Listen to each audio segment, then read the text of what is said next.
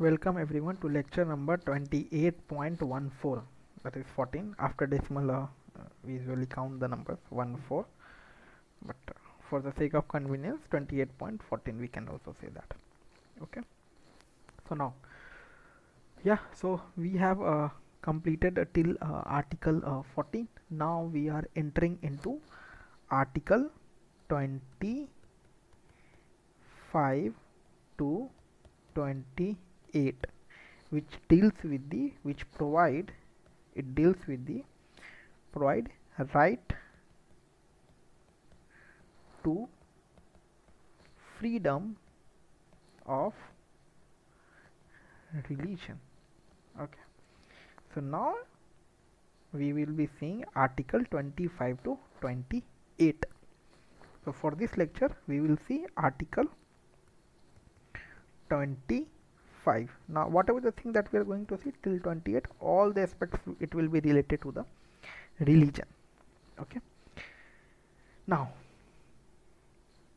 article 25 tells that it provides freedom of freedom of conscience and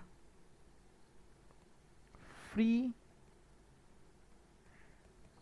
profession, practice and propagation of religion and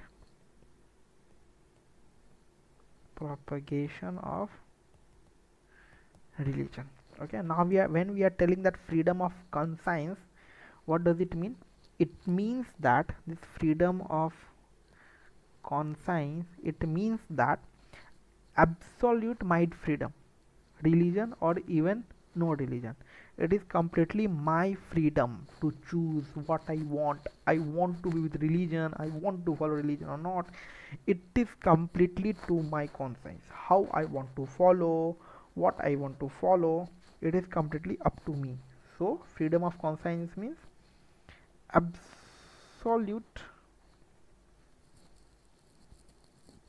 my freedom. It can be religion also or even no religion. Like you can follow religion, if you don't follow religion, that is also fine. It is completely up to you.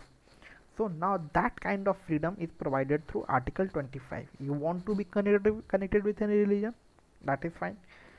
If you don't want to connect it with any religion, that is also fine. It is up to you.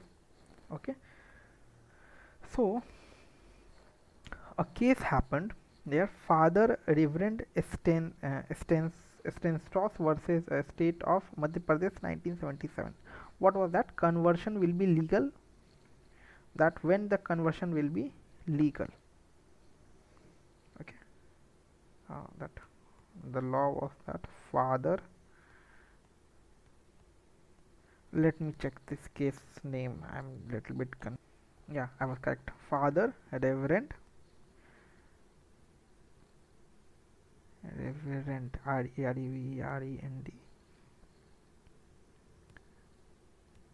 stance laws. It was with the versus state of Madhya Pradesh.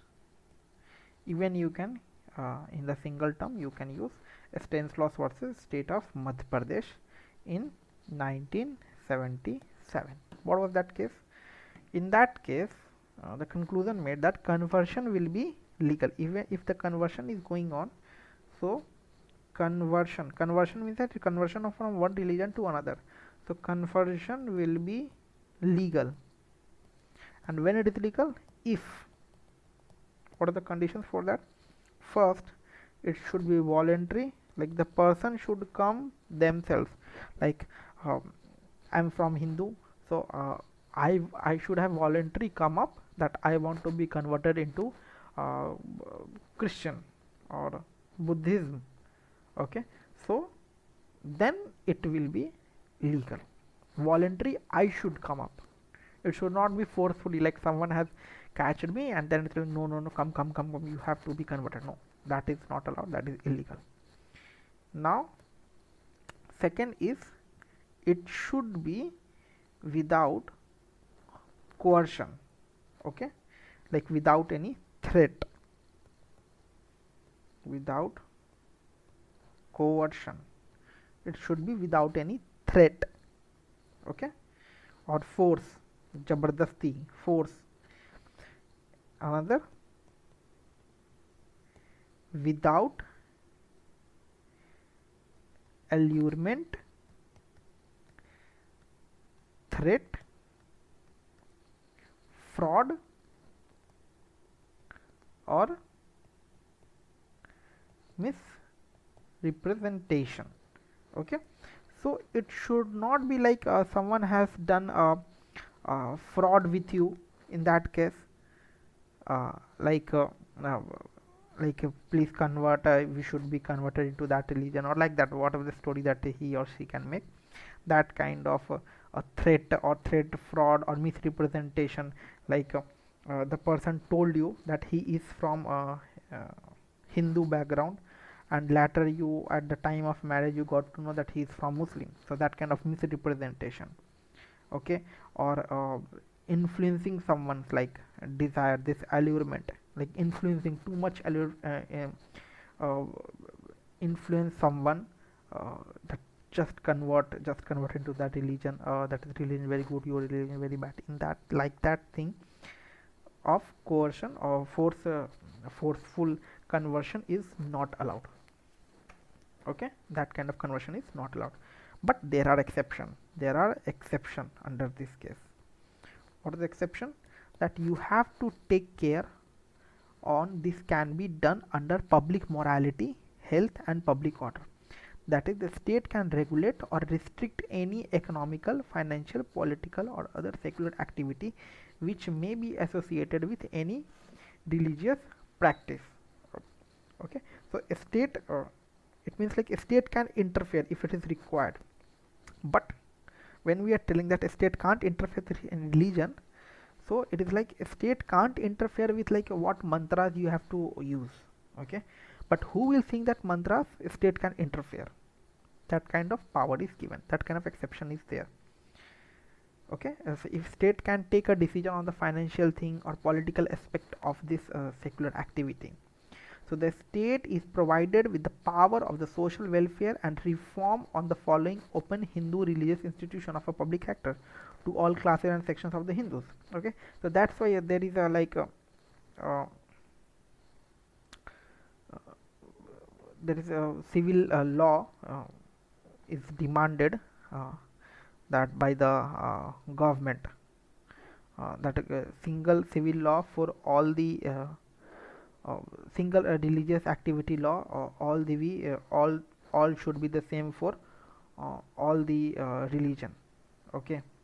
That kind of law is required by the government, and that kind of requirement always come, okay. And in that case a government can interfere with that.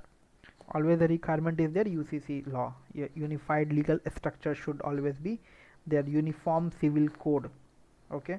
So that kind of requirement is always there, and recently Modi government has shown their interest to come up with the uniform civil code, okay, that all the religion, Hindu, Christian, Muslim, Sikh and all the religion will have a uniform civil code. So just wanted to add that Article 25 prohibits freedom of conscience and free profession, practice and propagation of religion subject to public order, morality and health. And under Article 25, within the same article, state can regulate religious activities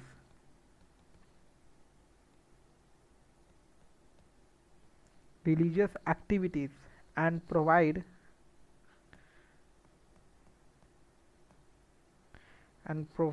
for social reforms and through open Hindu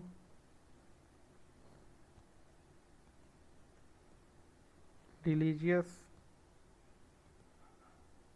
institutions of public character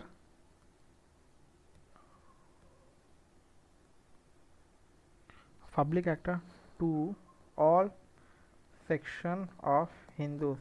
And now this is all related to Hindus only.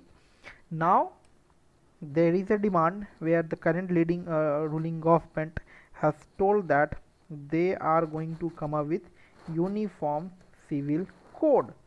All the religions should have a uniform law. The point is that there are many aspects within the Muslim community as well, uh, or in other religion. There are many things that the law should not are not justiciable. Okay, so that's why the government want to come up with the uniform civil law. And yes, state government can interfere with such kind of activities. Let us suppose within the Hindus, let us suppose the practice sati started to be practiced. Government can strictly shut down these practices, because state has the power to regulate related to religious activities, to provide for social reform. Social reform is very important, this key term. And with respect to that only, that government is going to introduce uniform civil code. Now in the public forum, they just are checking with the uh, feeling thoughts of the public, what is they thinking about the uniform civil code. But yes, they are going to come up with that one. As we have seen in the few years that triple talaq has been banned.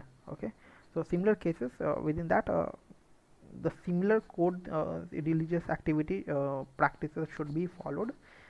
Law should be similar for all the religion, and that is what that article 25 tells.